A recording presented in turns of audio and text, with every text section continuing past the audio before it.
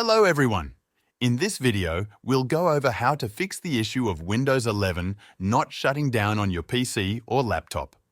This is a common error, especially after a Windows update, but we have two easy solutions to help resolve it. Let's start with the first solution. Click on Start, type Control Panel, and open it. In the Control Panel, search for the Power options. Select Choose what the power buttons do. Click on Change settings that are currently unavailable.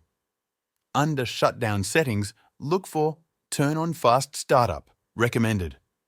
If this option is checked, uncheck it.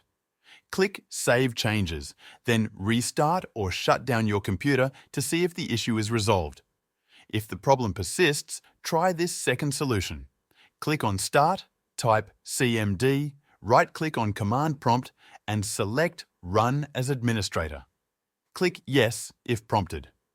In the Command Prompt window, type Power CFG-H-off, then press Enter.